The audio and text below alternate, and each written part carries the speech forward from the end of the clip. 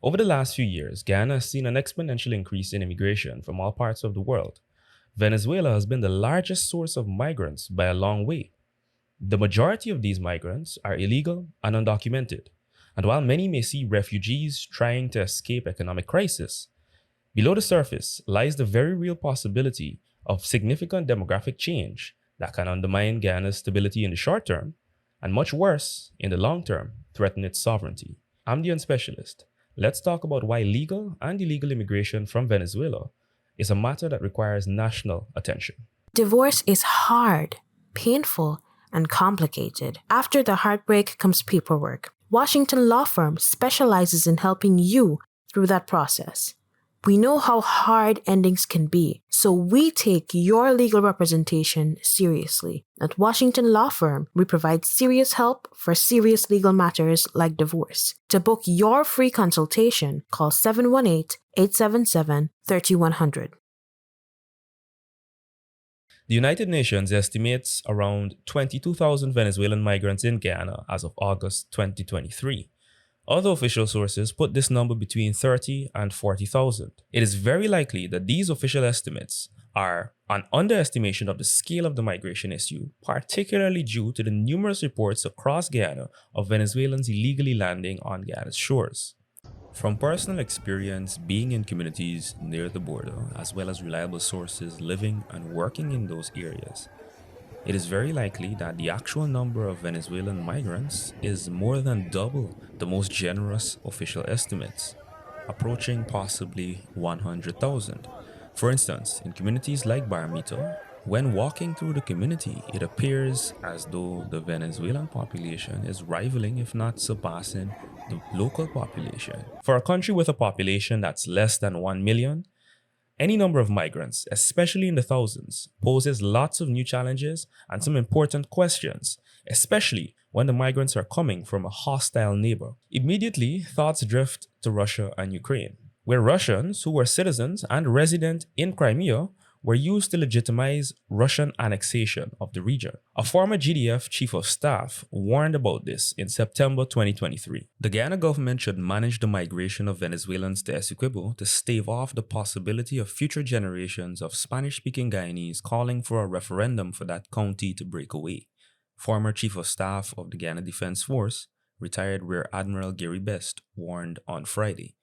Successive Guyana governments must be nationalistic, meaning protecting Guyana's sovereignty now and for future generations by not creating any type of conditions via its immigration policies that allow Venezuela, in the future, to threaten a referendum in any part of Essequibo because second and third generation Spanish-speaking Guyanese would have become the majority population in that county, said Dr. Best, the holder of a doctorate in international relations. He feared that if nothing is done, Guyana could face a situation like Crimea, which was seized by Russia in March 2014 on the grounds that the population there is made up of ethnic Russians and Russian speakers. In other words, we must avoid a Crimea-type situation occurring in our dear land of Guyana, said Dr. Best. Dr. Best, however, dismissed the decision by Venezuela's National Assembly to hold a referendum on Essequibo, a sovereign county in Guyana, after the government here received 8 bids in response to an auction for 14 offshore blocks in shallow and deep waters. It is apposite to note also that reports suggesting Venezuela's intention to hold a referendum on Essequibo in Venezuela and only among Venezuelans is of no threat to Guyana, since it will lack all the ingredients necessary for any form of international validity, said Dr. Best, an attorney at law. Since the threat to apply all the necessary measures to prevent operations by those companies in Guyanese waters and the decision on the referendum, Venezuela has faced stiff international isolation by the United States, Brazil, Organization of American States, and the Commonwealth, all of which have called on Caracas to respect the International Court of Justice process and have sided with Georgetown in endorsing its right to explore and exploit its resources. Instead, he argued that only a referendum in Guyana could impact on the existing borders. Additionally, Guyana's sacrosanct borders are described in detail in its constitution, and only a referendum in Guyana and among Guyanese can offer any change to its borders, he said. Meanwhile, Dr. Best advised that no government official should participate in any discussion whatsoever with Venezuelan officials about the Guyana-Venezuela territorial controversy. That direct talks ship has sailed from the date this matter entered the jurisdiction of the ICJ. Importantly, no government official, including Guyana's ambassador to Venezuela, should enter into or be deceived into entering or described at entering into any direct talks with Venezuela on its claim of Guyana's Essequibo region, he said. Dr. Best is not alone.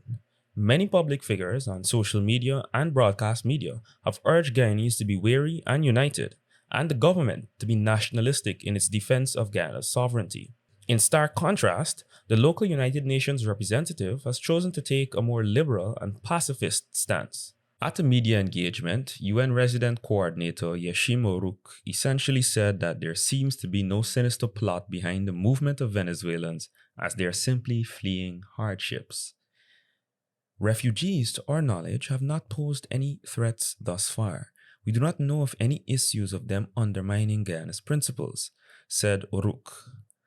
The country coordinator said that while there might be some paranoia among Guyanese, it is useful to keep in mind that many Venezuelans coming to Guyana are just fleeing hardships and are not concerned with the politics of the two countries.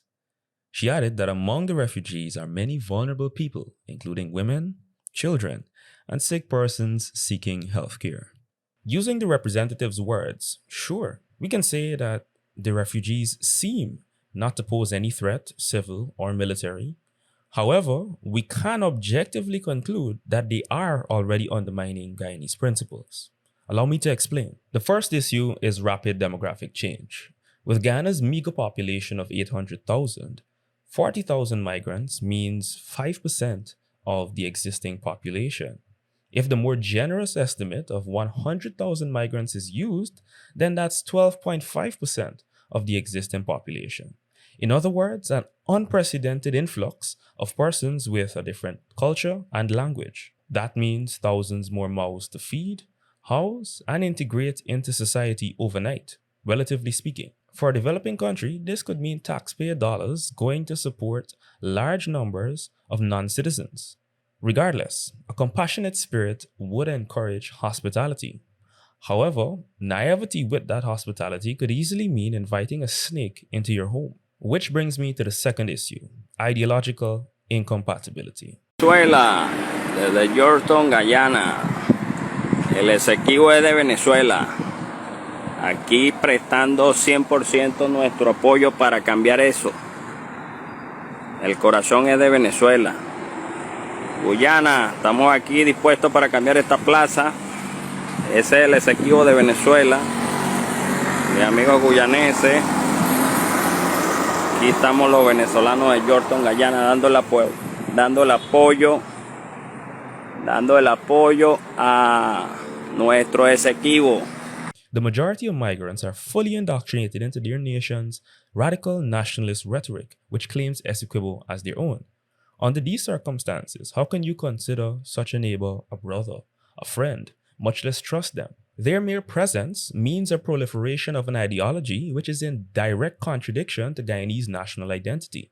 Sure, taping over a map which appeared on a stand might seem like some form of resistance or progress. However, something so frivolous doesn't change the fervent belief that the majority of them have in their hearts and minds. With the demographic change and ideological differences in mind, there comes the final and perhaps most significant consideration.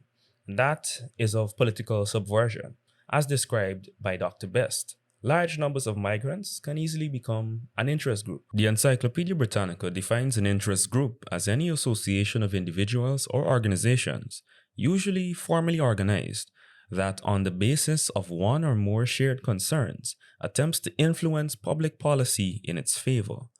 All interest groups share a desire to affect government policy to benefit themselves or their causes. The development of interest groups is natural in any society, and in the current situation, it's certainly a real possibility. If many of them become naturalized citizens, the stakes change entirely. Now, sure, some may say that, well, they're citizens, so they're Guyanese now. Sure, Guyanese in name, but certainly not in spirit.